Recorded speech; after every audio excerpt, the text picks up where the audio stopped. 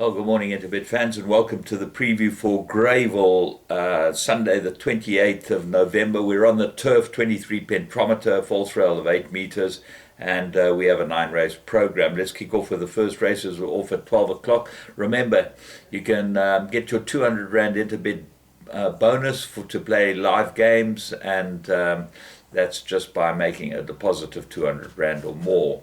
To terms and conditions apply. So let's have a look at a first race. Maiden Plate Fillies and Mares, 1400 meters, and Crazy Blues is your hot favorite. Ran a very good race first time out, and really does look like the one they've got to beat. If you take a line through Miss Lila, Cashew ran very close to Crazy Blues. Crazy Blues probably got more room for improvement and drawn one. Miss Lila Cashew was beaten by Miss Lila just narrowly by Crazy Blues, but gets the blinkers this time, which might make a difference. But if you're looking for others in the race, Miss Gibson ran on very well first time out, number 11.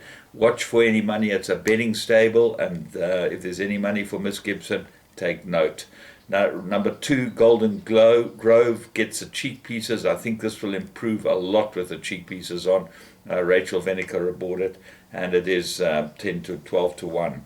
Global Secret looked like improved, and Donovan Dillon sticks with that, and that will go well too. And the head of the speed rating, Never Ending Love, Tini Prince's run is always worth putting into the exotics.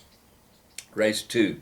This is a maiden plate, 1600 meters, and I like the look of Purple Operator here. It's 4 to 1 this horse, and I think that this is the right horse in the race. He looks like he's in a good space, and this is perfect for him, the 1600 meters. I think that's what he's been looking for, and expect him to go really well. So what are the dangers? The dangers: Majestic Power improved his last 2 starts for Julie Dittmer, and I think Julie Guthrie, and I think this will go well. Black White Dynamite, they put the blinkers on him. I think that's what he's been crying for. Red Mahogany, Lorena sticks with this one, and looks like an improver. And then French Masterpiece, Shane Humby's horse, has got very good form too. So you need to put a couple of horses in to the first leg of your bipot. Race 3, Maiden Plate, they got 2,000 meters, and very open. The Green Gallant's your favorite, comes back from a rest and has got polyform, so that's worth taking up with a pinch of salt, but the field is very poor. Mighty Mashona looks like an improver. Tristan Godden for Peter Muscat, that's number 7. I'd put that into your play. Bushfire, not a bad run behind Q Wing, but I think Prince Veon will hold it. Lorena rides this one, gets a leg up on this one, so take a close look at that. Interesting to see that Rachel Venica's riding Michael Roberts' horse, which is 25 to 1 one more time. Greylingari always there or thereabouts, and Virunga didn't run a bad race last time, looks like might improve. So a difficult third race. Fourth race. This is 2,000 meters, merit rate at 78. Now, remember, there's a R500,000 Rand carryover to the Pick 6, so it's well worth getting involved in the Pick 6. I know it's difficult to catch at KwaZulu-Natal, but that seems to be because there's some really horrible form reversals. But I'll run through this. I think that the first leg, Blue Planet, is the right horse. Gets the blinkers on, very good last run, and Gavin Lorena gets aboard him. He comes back from a bit of a break. He's probably been off for 6 weeks, which might be his undoing over the 2,000 meters. So what else is there in the race? Well, Papa C won an extremely good maiden, and I was impressed with him. Command Control won on the poly. Arrows Mark seemed a bit on the poly. So looking at these horses, there are a lot of poly horses. The horse that might improve enough here is number 4, Twice Golden. With Rachel aboard it, I think he's a runner. He drew 13 out of 13 last time.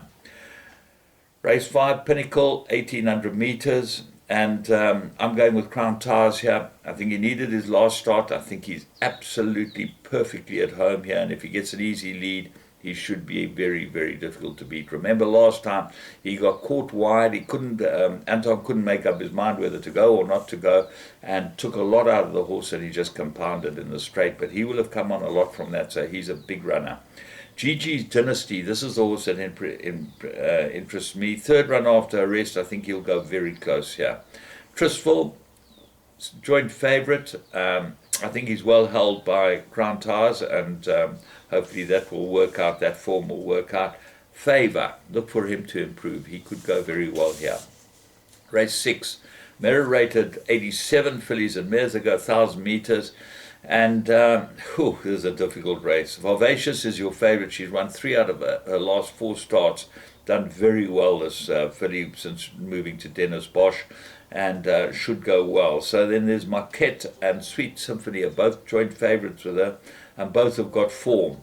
Star Act, I like the look of this filly. She's got 53.5, and she's got very good form. She won a maiden and then came out and won what was a very weak merit-rated fillies race. Merit-rated 69. It was a shocking race. So looking elsewhere, I think Kalulo might be a runner. Got very good form, but comes back from a break. 3 out of 6. The Roberts teams have very good form, and won 3 out of 6 over this trip. Aunt Lizzie's got class, but looks like she's coming back from a bit of a break, and Godden gets to ride her.